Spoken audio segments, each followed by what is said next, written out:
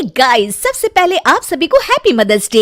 इस mother's day को और भी स्पेशल बनाइए हेलो ऐप के साथ और पार्टिसिपेट कीजिए सुपर मॉम चैलेंज में। बस पोस्ट कीजिए आपकी सुपर मॉम का फोटो एमवी फीचर के जरिए और दिखाइए सारी दुनिया को कि आपकी माँ सुपर मॉम है। तो देर किस बात की है, जाइए डाउनलोड कीजिए हेलो ऐप और शेयर करो आपकी feelings for your super mom with friends and family.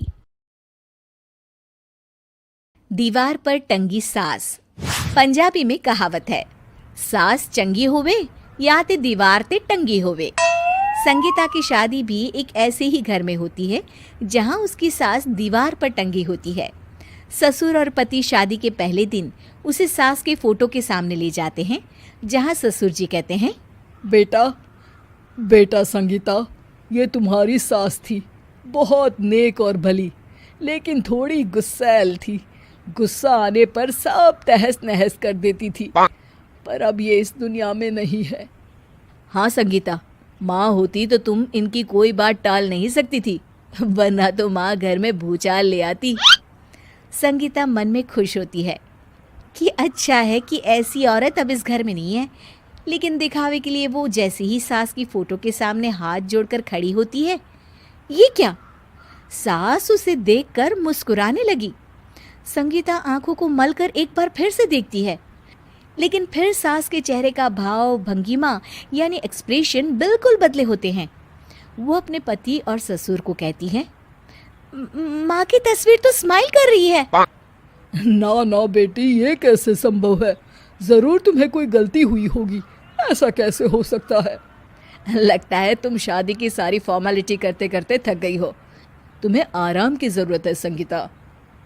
खैर, सारे संगीता की बात को इग्नोर कर कमरे में चले जाते हैं। वैसे सास की फोटो पर एक्सप्रेशन एक के बाद एक बदलते ही रहते हैं। सुबह होती है, पति और ससुर को काम पर भेजकर संगीता कमरे की सफाई करने में लग जाती है कि तभी उसे आवाज आती है, टेबल ठीक से साफ करो। ऐसे भी कोई टेबल साफ करता है? इससे अच्छा तो ये गंदा ही था। किसी औरत की आवाज सुन संगीता दंग रह जाती है और सोचने लगती है कि आवाज कहाँ से आई। आवाज को नजरअंदाज कर वो फिर से अपना काम करना शुरू करती है, लेकिन इस बार तो आवाज बिल्कुल उसके कान के पास से आती है। मेरा घर है ये। जब तक मैं थी चमका कर रखती थी, हर एक चीज शीशे की तरह थी। तुम्हें तो ना सफाई आती है ना कुछ पता है। क्यों तुम्हें मेरे घर की जिम्मेदारी दे दी गई है? पता नहीं तुम में मेरे बेटे को क्या दिखाई दिया। मैं होती तो एक से बढ़कर एक लड़कियों की लाइन लगा देती।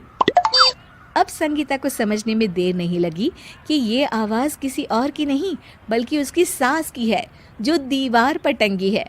वो उसके पास जाती है और कहती है, नमस्ते सासू माँ, मुझे तो कल ही लग रहा था कि दीवार में कुछ काला है। वो दीवार नहीं, दाल होती है पगली। सही पकड़े हैं सासू माँ। तो क्या हो गया आपको जो आप यहाँ भी चैन से नहीं बैठी हैं? सुना मैंने आपका व्यवहार काफी गुस्से वाला था। चुप रह तू, ज्यादा बकर बकर ना कर। घर का काम करना तो आता नहीं, आई है मुझसे बहस करने। हाँ देखिए सासू माँ, मैं आपसे साफ साफ कह देती हूँ, मुझसे पंगा लेने की कोशिश मत करिएगा। तभी पीछे से संगीता का पति आता है। अरे संगीता, किससे बात कर रही हो? कौन है वहाँ? संगीता की सास की फोटो फिर से पहले जैसी हो जाती है। आपकी माँ से कह रही थी कि मुझे काम करना आता। अरे संगीता, माना सास के ताने हर बहू को अच्छे लगते हैं, लेकिन यहाँ तो माँ है ही नहीं, तुम तो फोटो से ही।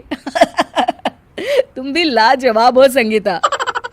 किसी को विश्वास नहीं होता कि संगीता अपनी मरी हुई सास की फोटो से बात करती है। वहीं आए दिन संगीता की सास संगीता को किसी न किसी बात पर आते जाते ताने देती। संगीता को भी अब सास के तानों और उनसे बात करने की आदत हो गई। वो कभी खानदान की कहानी तो कभी तीज त्योहार कैसे मनाए या किसी व्यंजन की रेसिपी सास से ही पूछती। सारा दिन घर में अकेली संगीता की सास अब उसके लिए तानों के साथ पक्की साथी की तरह भी रहने लगी थी, जो किसी और को नहीं बल्कि संगीता को ही सुनाई देती। तो देखा आपने, सास बहू का रिश्ता हर रिश्ते से ऊपर होता है, फिर चाहे वो खट्टा हो या मीठा।